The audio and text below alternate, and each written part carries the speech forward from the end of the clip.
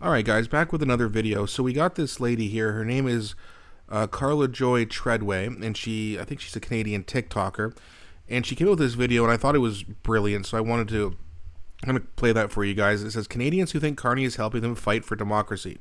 So let's have a look here, and then we'll talk about it after, like usual. Guy. Wait, didn't you just appoint Oops. elbows up, guys? We're fighting for democracy with this Carney guy. Wait, didn't you just appoint this guy as the prime minister and no one's voted for him? Well, and don't you have a liberal funded mainstream media and this guy says he's going to double the payments? Well, and didn't they prorogue parliament so nobody's elected MPs can speak for their constituents right now? Well, and didn't the Trudeau Liberals continue to appoint positions while Parliament was frozen, including 90 out of 105 Senate seats, and Yep. your Senate in Canada ultimately controls decision making? And are they trying to form a coalition government with the NDP and Green Party now so that they'd block the Conservatives even if they do win? Yep. And isn't this the same government that said that protests are allowed unless they're against the government? And didn't they block independent media on social media and are creating 1984 censorship bills like Bill C-11 and Bill C-16? And didn't Carney say one of the first things that he was going to do is evoke the War Times Emergency Act so we have more power? The same Emergencies Act that was proven unjustified when your government started freezing bank accounts? And this is the same Carney who refuses to admit his conflicts of interest while rumors are spreading about his main funders being from China. And he quotes socialists and communists, teachers like Marx and Lenin in all of his writings. That doesn't sound very democratic. You're racist. Yeah. See, now the whole Emergencies Act, I think he said something like that. I was watching Northern Perspective and they broke it down, and I can't remember what they said. It was a few days ago, but I don't believe he actually said he was going to invoke the Emergencies Act, but he said something close to it, so I can understand why people thought that. The ending was perfect, right? You can school a liberal for a minute, 10 minutes, 20 minutes, and when they have nothing else to say, it's, well, you're racist. Well, you're a bigot. Well, you're a misogynist.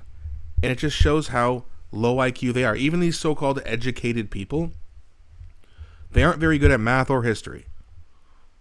Right? Most so-called educated people are the ones who are going to vote liberal. Weird, huh? The ones who have this high horse mentality, like they're smarter than everyone else, are going to continue to vote for the worst choice possible because they're so smart. But that's what it is, right? It's like, well, this is democracy. They always say this. Canada's a democracy. Democracy. Mark Carney got 130,000 votes, and by the way, he won every single riding, and the closest that he came to quote-unquote losing was winning 75% of the votes, and I think that was in Burlington. Every single riding, and he won it by a landslide. Sorry, but that seems a little fishy to me, and Ezra Levant from Rebel News broke that down perfectly. Go check that out. But I mean, it just doesn't make sense, right? It's like flipping a coin and it coming up heads 100 times in a row.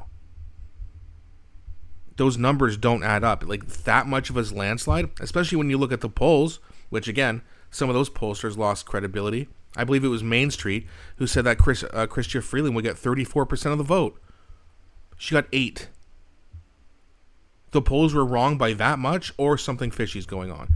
Those numbers are so strange, it's very hard to believe. Maybe they're real, who knows? But the fact is that so little people were able to vote for our next quote-unquote prime minister. That's not democracy, guys. That it's legal in our parliamentary system, which is garbage, but it's not democracy. In a democracy, everyone gets to vote for the next prime minister, and that's what should happen. As soon as Justin Trudeau resigned, that should have called a snap election immediately. But our system is broken. Our Charter of Rights means nothing. It's not worth the paper it's written on. We saw that during the pandemic, just like she mentioned. There's been so much corruption, but now this so-called outsider is coming in now, who's a globalist, elitist, central banker. A rich old white man. Can you believe it? That's who the Liberals are going to vote for now. A rich old white man. This very type of man they claim to hate. Until he's on their side. Then all of a sudden, oh, he's the best guy to handle Trump. How? And here's the thing. I do think that Trump needs to say, hey, listen, no more tariffs. I want to see what happens in the next election.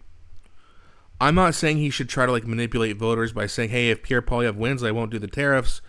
Because you know what the left is going to do. They're going to scream fascism. Oh, he's interfering in our elections, which is hilarious. But even though it would be kind of strange for him to say, and a lot of people wouldn't like it, but that's what he should actually do. He shouldn't be doing this right now. Now, again, it's just a negotiating tactic. I don't think he's actually fully going to go through with it. But it does seem like some Canadians who are going to vote for Pierre are now voting for Mark Carney because he's just bad-mouthing Donald Trump all the time, and whoever bad-mouths Trump more is who's going to get their vote. Because, again, some Canadians, especially all Canadians on the left, are very silly and unserious people. It's extremely difficult to actually have a conversation with these people because everything that they've never heard before that is bad about their side, they just call you a conspiracy theorist or a far right-winger. It's like, no, I'm a populist. And you can be slightly left-leaning, slightly right-leaning, far-right, center, but you can't be a far-left populist. That doesn't make any sense. Because the far left, as we know, are a bunch of commie and socialist wannabes. That's the way they are today. And they don't believe in democracy, clearly. But if I say something about democracy, oh, you're a fascist. I mean, it's just, they have no idea what they're talking about. Jagmeet Singh called Trump a fascist. They've been doing this for 10 years, and they don't understand. It's not working. And yes, the pollsters are continuing to go insane. I'm not even going to mention the name anymore, but there's a certain poll that came out and had 48% for the Liberals. And I believe that these ridiculous polls that are coming out are affecting the poly market a little bit, because if you go over to poly market, Pierre Poilievre's only at 59% right now. In December, late December, he was at 93%. Now again, I think this number's going to go back up for Pierre, but the polls I think are manipulated. I don't know if poly market tracks the polls and whatever, but if that's a factor in what they're seeing, but I would imagine it would be. Maybe not, but there's no real reason for this other than, well, the media is saying that everyone loves Mark Carney. No one knows who he is, and he got 130,000 votes. A very shady 130,000 votes, might I add. Maybe we'll see it, but I mean, it's just, we're entering we've been in very weird times for years now, but it's just like, it's getting weirder and weirder by the day. And we just need a goddamn election as soon as possible, and we need to get these clowns out of here. We need a majority. Right? Carla also mentioned in this video that the NDP and the Greens were going to, try to form with the Liberals. Right? If Pierre Poilievre only wins a minority, those parties could form up and essentially block pretty much everything he wants to do if the bloc cooperates. And I would imagine the Bloc and the Conservatives aren't going to cooperate that much. So, yeah, you could just see, Pierre Poilievre get like 160 seats, and then every other seat is just against him, and they just vote against everything he wants to do. Or the Senate goes nuts and starts blocking things, which, again, Trudeau appointed 90 of them. Unelected officials, guys. Again, democracy? Democracy. What a joke. Let me know what you guys think. Do you agree with what this lady said? Do you agree with my analysis? And do you think that Pierre Poilievre is still going to win a majority? Please let me know what you guys think. Please don't be shy. Please also don't forget to like and subscribe, as it really helps grow the channel. Thanks so much for watching, and I'll be back shortly with a new video.